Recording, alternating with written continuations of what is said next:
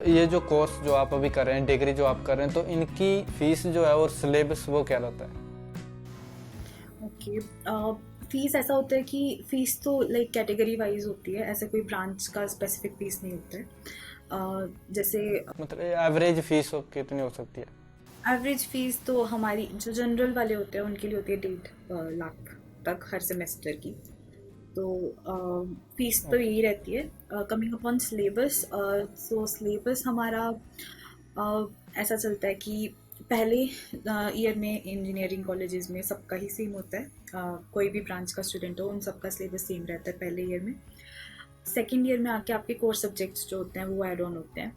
तो second year में आके जैसे हमें हमारी ऊप्स करवाई थी, ऑब्जेक्ट ओरिएंटेड प्रोग्रामिंग करवाई थी। फिर हमें डीएस से था data structures and algorithms, which is very important subject for any engineer. And उसके बाद फिर हमारा मैथ बेस्ड सब्जेक्ट्स थे, linear algebra, stochastic processes, statistical analysis and so on. हमारे मैथ मतलब हमारा 50-50 सिलेबस था। अभी I am in third year, so third year में हमारे पास ज़्यादा वेटेज मैथमेटिक्स की है। हमारे पास most of the subjects maths related ही हैं। देर इज़ नंबर, पिछले सेमेस्टर में हमें नंबर थियोरी था, प्योर मैथमेटिक्स वाला सब्जेक्ट है वो। अभी हमें सॉफ्ट कंप्यूटिंग है, फजी नंबर एंड लॉजिक, जो कि बहुत इंपॉर्टेंट होता है मशीन लर्निंग के लिए।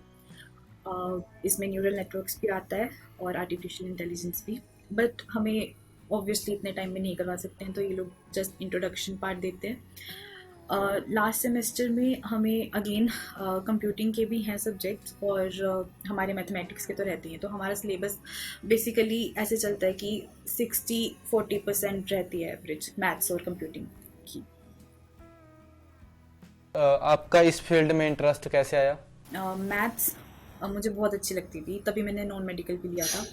और जब मुझे ब्रांच चूज़ करने का आया ऑप्शन, तो देयर वाज एन ऑप्शन कि मैं या तो सी एस सी ड्यूअल में लूँ, या फिर मैं मैथमेटिक्स कंप्यूटिंग या फिर ई सी ई।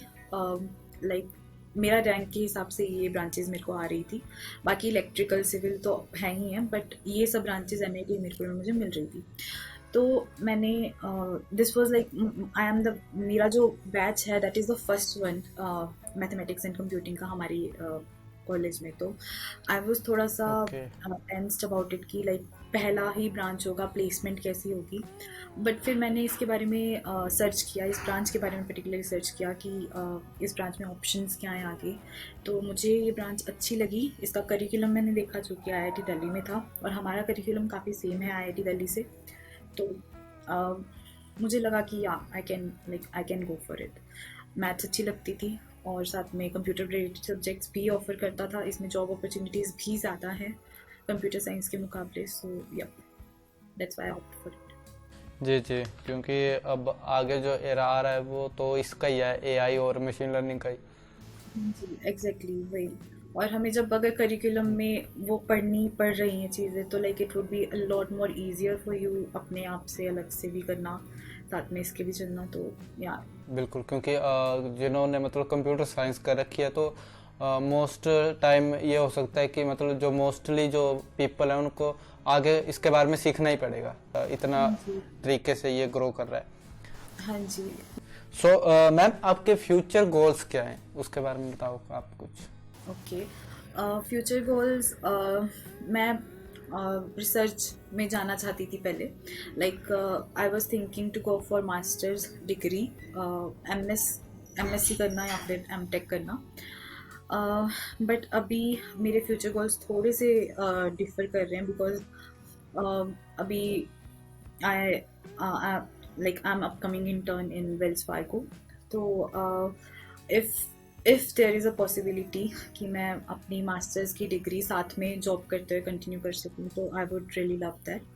बट या मैं मास्टर्स करना चाहती हूँ आगे डाटा एनालिसिस में, अपनी ही फील्ड में, अगर पॉसिबल हुआ तो। ओके। सो मैं अब आपके जो कॉलेज है उस पर उसके बारे में बात करना चाहूँगा। तो इसमें कल्चर और अगर आप इसका रिव्यू देना चाहें तो क्या होगा वो?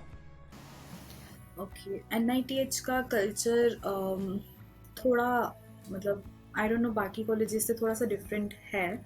यहाँ पे पहले तो लाइक दुनिया भर से लोग आते हैं, साउथ के लोग बहुत हैं। और हर स्टेट से यहाँ पे लोग हैं। तो लाइक जैसे यहाँ पे साउथ के लोगों ने अलग उनका क्लब है एक, जो कि जो भी उनके रिचुअल्स, जो भी उनके फेस्ट होते हैं उनको वो मनाते हैं। तो मुझे वो बहुत ही अच्छी चीज़ लगती है कि अपने कल्चर को काइंड ऑफ वो नॉर्थ में आके भी प्रिजर्व कर रहे हैं। और रही बात यहाँ के कल्चर की, culture is really like good. Atmosphere यहाँ का अच्छा है, यहाँ का कैंपस बहुत सुंदर है और बहुत बड़ा है कैंपस। और लाइक इट्स लाइक मतलब नेचर के पास वाली चीज़। लाइक यहाँ पे पेड़ बहुत ज़्यादा है, ग्रीनरी बहुत ज़्यादा है, बंदर बहुत ज़्यादा है यहाँ पे। हाँ, और यहाँ पे कल्चर अच्छा है एज सच, बट यहाँ पे थोड़ी रिस्ट्रिक्शंस हैं लड़कियों पे इन टाइमिंग की। लाइक 9:30 इन टाइमिंग होती है लड़कियों की। कभी कभी शिफ्ट हो जाती है कुछ कुछ रीजंस के ओके। कारण।